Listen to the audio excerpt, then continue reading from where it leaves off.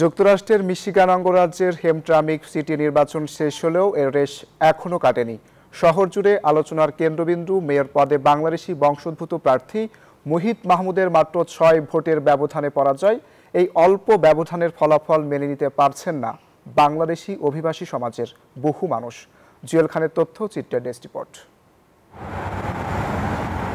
গত 4 নভেম্বর অনুষ্ঠিত হয় যুক্তরাষ্ট্রের হেমট্রামিক সিটি কাউন্সিল নির্বাচন। মেয়র পদে বাংলাদেশি বংশোদ্ভূত মুহিত মাহমুদ এবং ইয়েমেনি বংশোদ্ভূত অ্যাডাম আল হারাবির মধ্যে হয় হাড্ডাহাড্ডি লড়াই।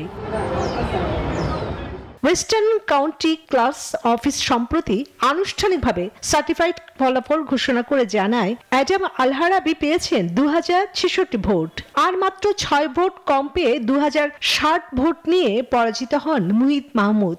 পর্যায়ে যদি আপিল করা হয়, হয়তো এই ভোট দিক দিয়ে যদি কাউন্ট হয়, তাহলে হয়তো আমাদের দিকে এখনো সম্ভাবনা আছে। যদি ইলেকশনের ছুটি থাকতো, তা আমরা অবশ্যই আমরা ফাঁস করতে পারতাম। অতীতের চেয়ে এবার প্রথম এই ধরনের একটি ফলাফল বাংলাদেশি বংশোদ্ভূত প্রার্থী নিয়ে এসেছে। এদিকে নির্বাচনের পর হেমট্রামিক সিটি ক্লার্ক রানা ফারাজকে প্রশাসনিক ছুটিতে পাঠান। তার কার্যালয় থেকে উদ্ধার করা হয় 37টি অনুপস্থিত ব্যালট, যা বাজেয়াপ্ত করা হয়েছে। ওয়াইন কাউন্টি বোর্ড অফ ক্যানভারাস তদন্ত কমিটি ঘোষণা করেছে, এই ব্যালটগুলো চূড়ান্ত গণনার অন্তর্ভুক্ত করা হবে না। মুহিত মাহমুদের সমর্থকদের দাবি, জব্দকৃত 37টি ভোট গণনায় যুক্ত হলে নির্বাচনের ফল ভিন্ন হতে পারত।